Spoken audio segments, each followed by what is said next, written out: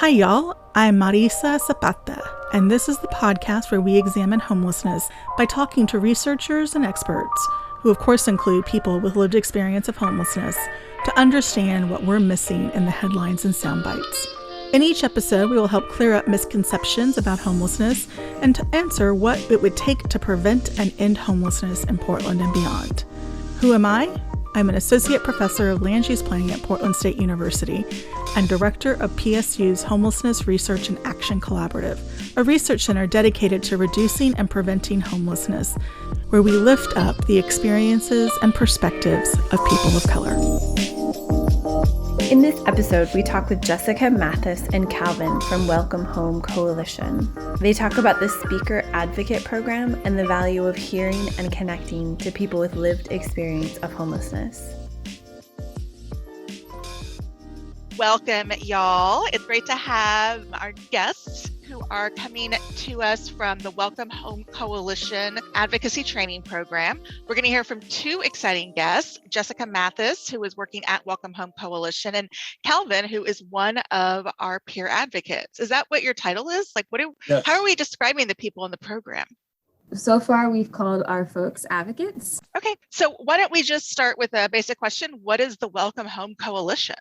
So the Welcome Home Coalition is a coalition of agencies, individuals in Portland who are looking to just further the idea that everyone deserves a place to call home. And that can be through different interventions, whether that is increasing affordable housing, increasing home ownership, increasing housing programs like permanent supportive housing, or any other sort of subsidy or support that'll keep people safe in housing. For listeners out there, first, I am on the Welcome Home Steering Committee. And also, Welcome Home Coalition was instrumental in the creation and passing of two of the area bonds that are addressing affordable housing, the City of Portland bond and then the Metro housing bond. So if you're wondering how things get made and how they happen, Welcome Home Coalition was a driver at both of those discussions. Jessica, what is your job?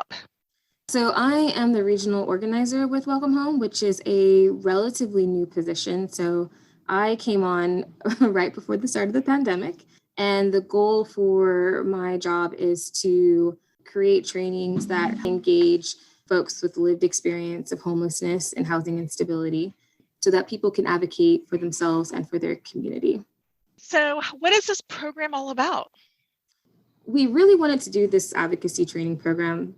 I have a social service background. I worked as a domestic violence advocate and ran a housing program for about 6 years.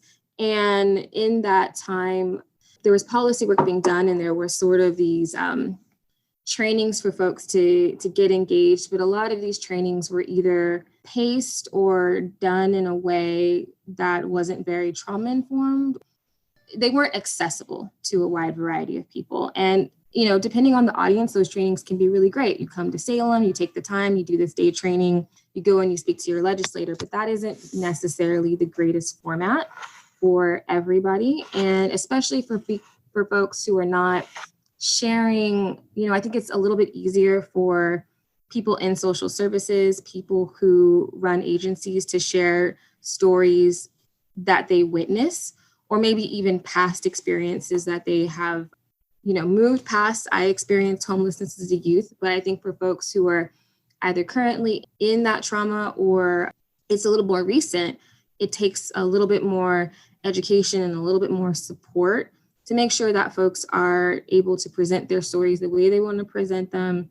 They have agency over those stories, and they know where and why they're, doing it and showing up. So that's sort of the idea behind our program that has yet to have a snappy name, but that's kind of, the goal. I often think snappy name pressure and acronyms is actually a reflection of historically white institutions, right? That we need to be able to sum up everything that is messy and complex in a snappy name or in an acronym. So I'm all for the long names that describe the things. One of the things I wanted to follow up that you had said is this idea of trauma informed. So I feel like that's a phrase that gets thrown around all over the place. Could you talk a little bit about what trauma informed work looks like with the work that you're doing? I definitely agree. It gets thrown around. I think especially outside of, I come from the domestic violence sphere of work, and I feel like we take trauma-informed care very seriously, but I have seen it thrown around a little bit more casually in the sort of the broader systems. So for me, trauma-informed care or trauma-informed trainings would be largely, firstly, centered on the folks in the training, right? Like, yes, we have a direction and an idea and concept, but these trainings are for and about the communities we're serving and whatever their needs are. And it could be, I think trauma informed is anything from like really simple stuff. Are people comfortable? Are they fed? Are they able to concentrate? Are you open to hearing about other people's concerns outside of the training and making sure they're in a good space to be in that training? All the way to like, how are we talking about sharing the story? What rooms are we in? Informed consent is really important. Do people know where their stories are going, who they're talking to? Are we making sure not only are the training spaces, safe and sort of free from judgment and interrogation, but are the people who we're inviting to listen to our folks, or we bring the tables we're bringing our folks to, are those places where people feel like heard and like their stories have meaning? I was an advocate doing this job for years, and I had spaces where I felt like I was invited to be like the Black person, and I think when we think trauma informed, it's not just individual trauma, but also like systemic trauma as well. So like, are we asking people to show up and do all this labor and represent broad communities, or are we coming to people? Are we giving something back? What are we also doing to make the relationship like reciprocal, where the community, you're not just drawing resources out of community and labor and energy? Right. So extraction is how I describe it. Yeah. Right. It's literally like people are coming in to extract things from us, from other marginalized communities, and say like, look, we took the thing and now we're trying. I'm really grateful that y'all have taken this up. We get so many asks to magically produce people to share their stories, and it is so messed up.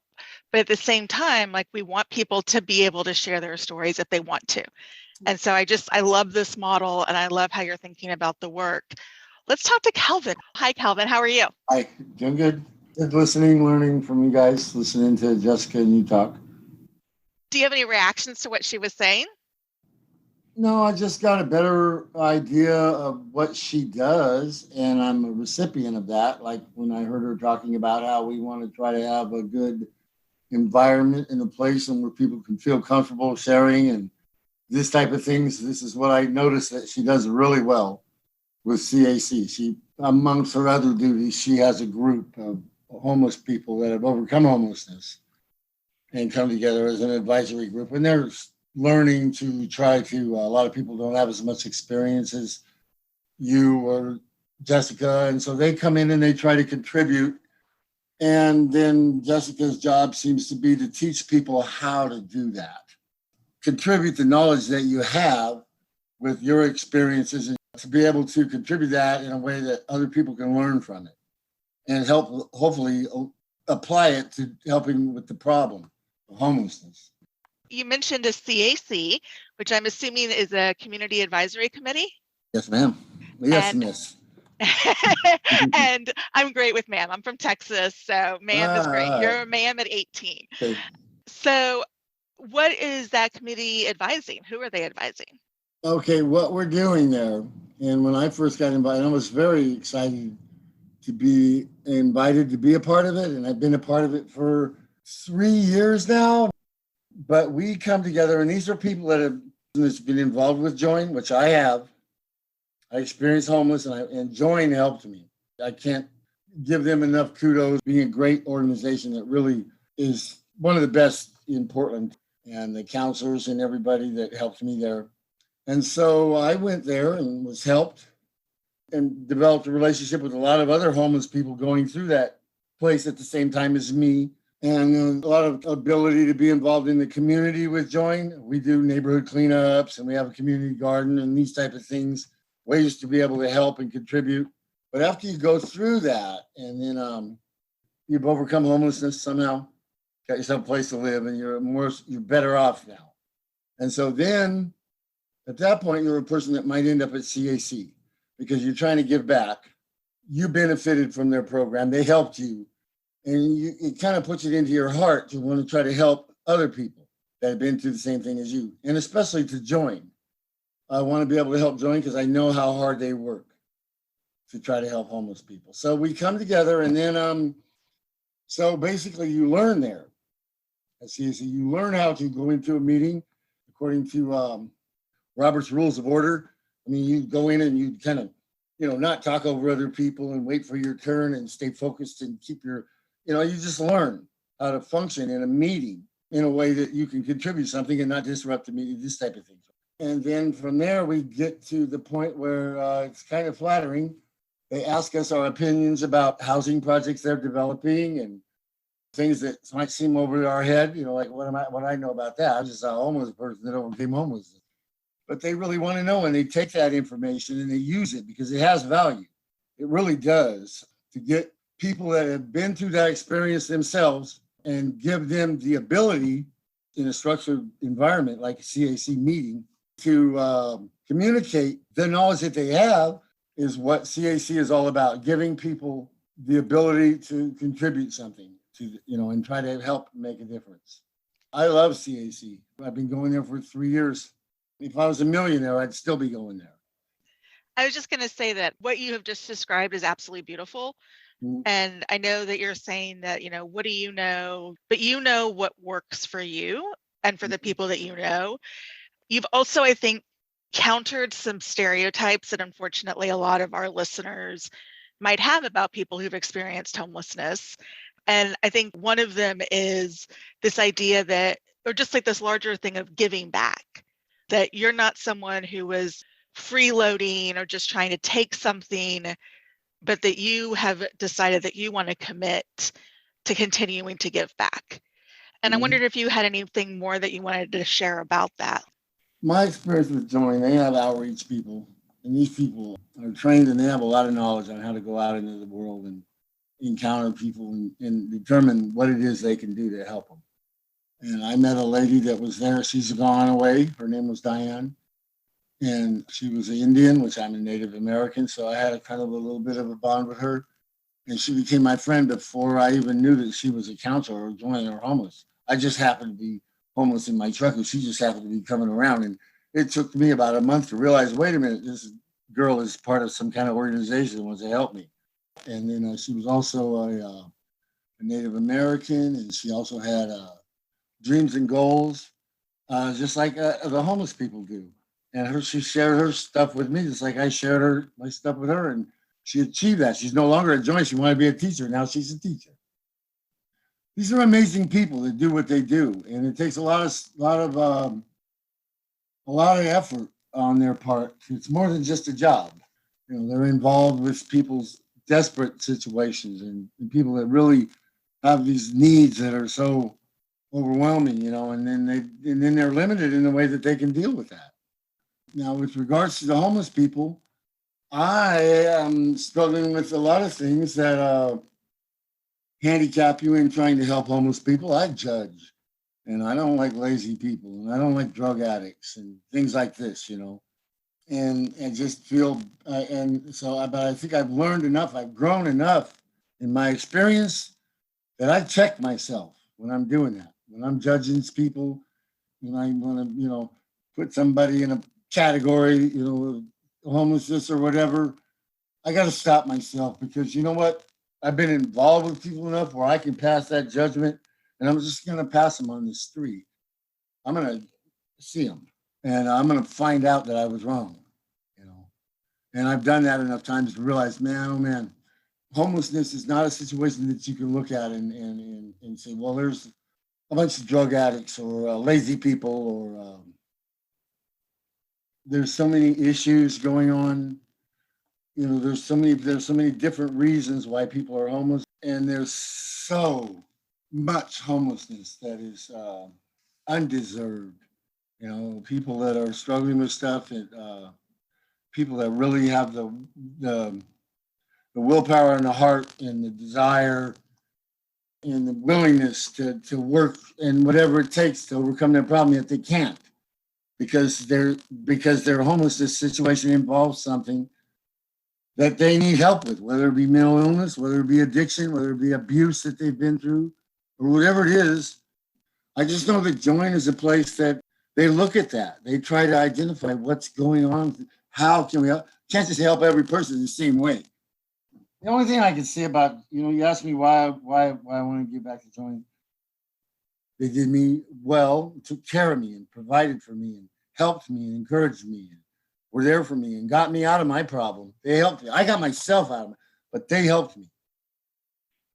And also that I know by contributing to Join, like if somebody looks around and they're like, oh, what I want to donate some money, Salvation Army, this place, that place, the other place, I'll pick Join because I know that they make a difference and that so those are the two reasons. I know that if I can get back to Join somehow, if I can help Join do what they're doing, I'm helping somebody do a good thing. The other two things that you had mentioned that I think, again, are really great examples for people who are housed, the idea of a neighborhood cleanup and a community garden. Mm-hmm. Where did those come from? What do they look like? Here's the thing, is that I'm a big person on dignity. I talk about people's dignity with regard to homelessness. I believe that a lot of homelessness is turning into chronic homelessness, where the homeless situation becomes harder and harder to solve. When a person, I'm going to say degenerates or de-escalates or whatever to a point where they can't take care of their personal hygiene, they ain't got no clean socks to wear, they can't shave, they can't get up in the morning and put their best foot forward, they ain't got nothing to eat, and that person there, and then the problem becomes, and there's nobody there to help them or nothing. What are they going to do? Get up in the morning and go get a job? No, nobody can. You couldn't, I couldn't, nobody could in that situation. But big time with dignity for me is that we need to try to help people maintain their dignity, give them, the ability to put their best foot forward, to try, to be able to give them the tools they need to try. Now, these community gardens and these chances to go out and clean up trash in the community and these things like that give a homeless person the dignity and the pride or the pleasure or whatever you want to call it of being able to be a part of the community and do something that helps. They want to be able to help in the community. They don't just want to be helped and just receive and feel like a bum, you know what I'm saying? Or feel like, I can't do anything for anybody, but, they want an opportunity to be able to contribute something. That's why people stay in CAC. That's why people come we haven't been able to have our community garden this summer due to the pandemic and stuff, but I missed it. We just grow vegetables and give them to the community. And I miss being able to go out and clean up the trash in the neighborhoods. We organize in different types of community things that we organize. Once we did a thing to help people with their taillights and running lights for their cars. Homeless people are living in their cars and sometimes they don't have the signals and the wherewithal to fix them or whatever. So, do you ever have people who are housed come out and work with you at the same time? Absolutely, yeah. And they there's a lot of people in the community that they're trying to do when they listen to your podcast. They're trying to understand, and one of the best ways to understand is to go get involved. And there's other groups. There's groups that are, you'll see Christian fellowship groups or youth groups, things like this, team cleanup, these community type things that are teaching kids a sense of community. And you'll see them come along and they'll come to learn, work with us on a neighborhood cleanup project, and they'll work alongside homeless people. And maybe in that way they get a little understanding of, wow, this is really a person. They're out here cleaning up for donating their time, and maybe they're not such a bad person, It's just a homeless person. They have an hard time and they're trying to fix it, I'm kind of a champion of, if I'll take a moment to say, I'm kind of a champion of of the dignity thing, of trying to find people. Of course, there's that outreach work that goes along that says, okay, here's where let's focus here on some clean socks, on a clean pair of clothes, on an ID card, on an opportunity to get a job, or provide the first and last month's rent of housing, whatever, on that whole scope of things that Joint can do to help a person. Mental health issues, a bunch of addiction. Well, if you go to day room, you're going to see a bunch of mental health issues, a bunch of addiction, a bunch of strife and struggling. And if you could just imagine, well, let me go in this room and figure out, okay, how am I going to help that person? How am I going to help that person? How am I going to help that person? You could be a genius. You still wouldn't be able to. I mean, you'd have to get that person, talk with them, understand what's going on with them. There's a lot of stuff you'd have to do before you can even decide, should I give him $5? Or should I, sign him up on the shower list, or is this person ready to go get a job, or what's going on? Where is this person? Does this person need drug treatment, or does this person need mental health treatment, or what's going on? So if I can interrupt for a second, because you are answering so many of the questions that I hear from people who are housed all the time. One of the things that I think people who are housed really don't understand is that this model that Join uses, which in the shop talk is person-centered, right? So it's approaching everyone, as you described, as an individual and understanding them, takes time, right? It's like you're saying, like you have to know a whole lot to know whether this is going to work or this is going to work. And you got to try the things out. And I think that people who are housed don't understand the importance of the relationships that you're talking about, and that developing them take time and they have to be prioritized. So thank you, because I think you have illustrated that just so beautifully. What was helpful to you that people who were housed did while you were houseless? Or what do you think people who are housed could do to better support people while they're waiting for housing? For me, when I was struggling with homelessness, and what helped me, what people did for me that helped, somebody to talk to about what's going on in your life, somebody you can open up and be honest with and not be embarrassed about your situation. Well, I'm broke, I don't have the wherewithal. I need to be over to the other side of town and try to see about a job, and I need to, whatever it is that you have to do, you don't have the ability to do that. And sometimes even if you don't have the ability to do that, and somebody doesn't have the ability to give you what you need to do that, still it's okay. It helps to be able to talk to somebody. Then maybe you can come up with a solution. But it helps to be able to talk. It sure helps to be able to. There's the basic need. If somebody's come on over to my house and let's have a cup of coffee. Or I'll fix you breakfast. Or do you need to wash a load of clothes? Or do you need to take a shower? I get that down and dirty with homeless people. I'll help somebody, and I'm not naive. I mean, you got to be really careful with that type of thing. I wouldn't recommend that everybody in the community go out and start letting the homeless people come over to their house and wash their clothes. People that takes time, and people that a lot of people won't even see. Like with me, you won't see how hard my situation is, because I'm not going to let you know, because there's an amount of pride involved, But the people that do see, you notice. I mean, usually the reason that they see is because they bother to stop and listen. So then they see, and then that gives them the ability to try to offer some kind of help if they're so inclined. It's amazing to me how far that can go. I remember one day somebody in my building who was most likely experiencing homelessness dropped their scarf, and I just instinctively bent down and picked it up and handed it to them.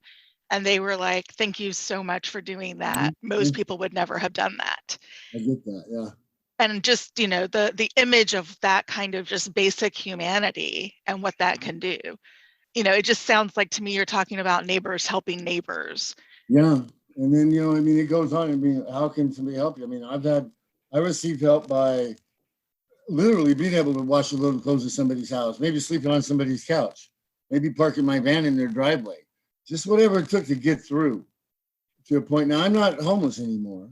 I live in a home and I pay my rent.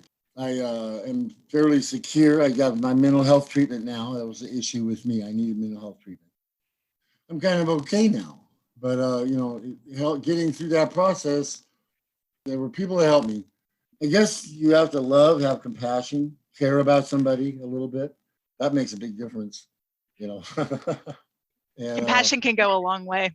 go a long way, If you have compassion, you really give a shit, and somebody can see that. Like, I just don't know what the solution to the problem is, or I know how people helped me. They helped me materialistically, opening up their arms to me, having compassion for me, helping me, coming up with ideas for me, and pointing me in the right direction. If I say anybody can end up homeless, I think maybe that might be, maybe a lot more people might know that today after going through the pandemic than they did before. And then we might have a little more hard lessons to learn along the way. But when I talk to people who are housed and who are still trying to work through compassion and still trying to really work through how to show up, they'll ask me, well, how can I help? And I'll say, just be a neighbor. Start by saying hi to someone. Ask somebody how their day is and have a chat. And then they're like, okay, well, what organization should I give money to? Or do we need camps or this, and this? And I'm like, but what I said was to just start saying hi to people, learn someone's name. And yet they immediately pivot away. And so what you're describing is exactly what people need to be doing, but they have a hard time hearing. And so maybe hearing it from you, they can be more open to the idea. You've talked about your experiences with homelessness throughout the discussion. Is there anything else you would like to share? Try to understand what's going on. Try to take a look at the problem. Don't assume that you know what's going on. Even if the evidence might seem overwhelming, you're looking at these people are bums, they ain't got to, try to get knowledge to understand by getting on your podcast or getting involved in any of the ways. There's a lot of ways the community can be involved in helping the homeless. And I've seen them do it, and they do it well. And there's a lot of love there, people that are handing out a hot bowl of soup in the wintertime, and people that are going around the homeless camps, and they're trying to love on those people and help them and see if they need anything. There's a lot of that. And I think those people that do that might not sound like a fun thing to do with your day off. It's definitely going to be a learning experience. If you care, then you can at least understand the issue and how you're gonna vote on a bill, or how you're gonna contribute your time, or what you're gonna do to help. At least you can have some knowledge to be able to try to do that. I mean, I think this is great, Calvin. Like, you've given us so much great information, and I can't thank you enough for sharing your story like this. You have learned how to tell your story beautifully. Well, my teacher here, she's one. Yeah.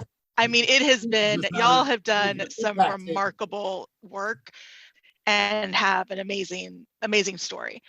You did such a good job. It means a lot to me that she says I did a good job, because I couldn't have did this a couple months ago, to give impact statements, to influence policy, to help people to make decisions that are going to work. That's what we're trying to do, right?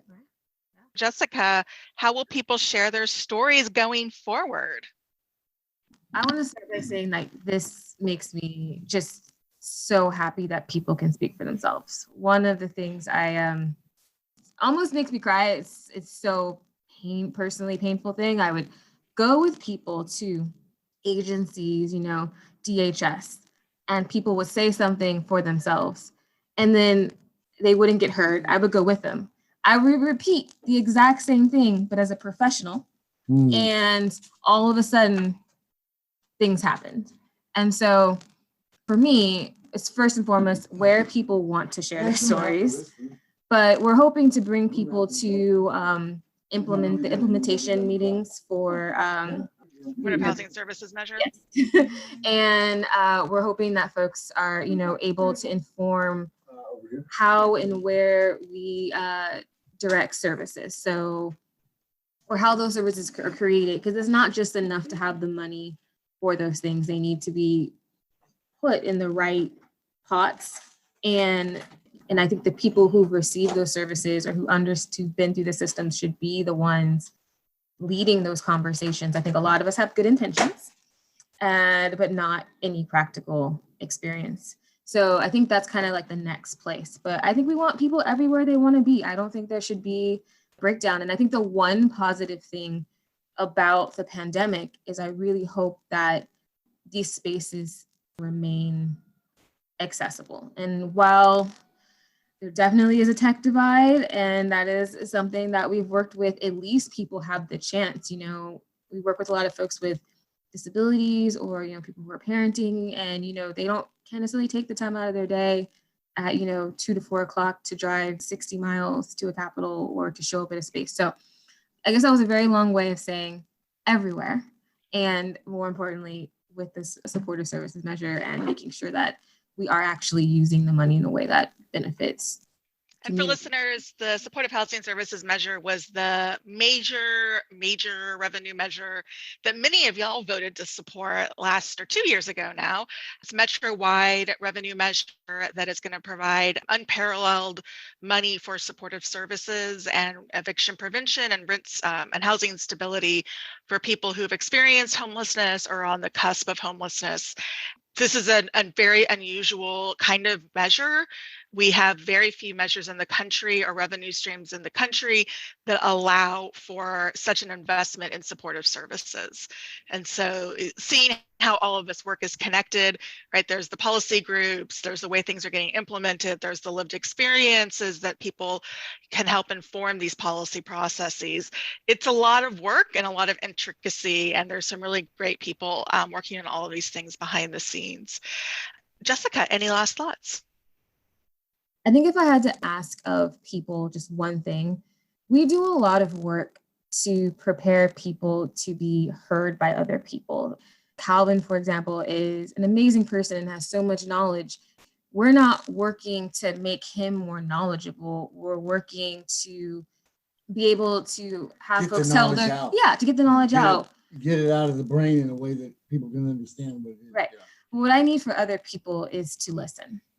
You're in a position to take the time to listen. You have the stability, the education. If I had one thing, if I could say one thing, it's just like if people would just take the time to listen to people, even when it sounds like, maybe they're not saying exactly what you want to hear, or how to hear it, but to listen to people and just meet people where they're at, but truly meet people where they're at. And none of these folks, we're not putting ideas in people's heads. We're helping people present their ideas. And I would just ask that people make that process easier by truly listening to people and not discounting people because they don't speak the way that you do, or they don't have the same abilities that you do. And if I can add to that, one of the things I work with my students a lot on in planning is that we're asking people to learn how to share their stories and their knowledge in ways that are about dominant societal positions, right? So we are having to spend time, and people who have this knowledge and these experiences are having to spend time learning to share information in ways that college-educated, middle and upper class people have been trained to receive messages. So we start to often turn off, house people, college-educated, will turn off if we start to hear somebody with a more wandering story, because they're not telling their story efficiently or effectively. And that's how we label it, as opposed to what you're talking about, Jessica, listening where people are at. People are giving their stories and their messages. Sometimes that's actually very culturally specific, right? Like, I'm from a storytelling tradition, right? We got long stories. So it's wonderful that y'all are doing this work, and it's amazing that Calvin is committed to trying to do this. It's also something that we shouldn't have to need to do, is that if people would just listen more, we could skip the part of helping people tell their stories in a way that translates to bureaucracy or translates to middle and upper class values. Exactly. Well, thank you so much for making time for us and for sharing so much. It was really beautiful, and just y'all are doing great work. That was Jessica and Calvin from Welcome Home Coalition, a group of organizations working together to advance the idea that everyone deserves a place to call home. To learn more, go to welcomehomecoalition.org. And to learn more about JOIN, the organization Calvin mentioned, go to joinpdx.org. And as always, to find out more about the podcast, including additional episodes and recommended reading, go to understandinghomelessness.org. Thank you for listening.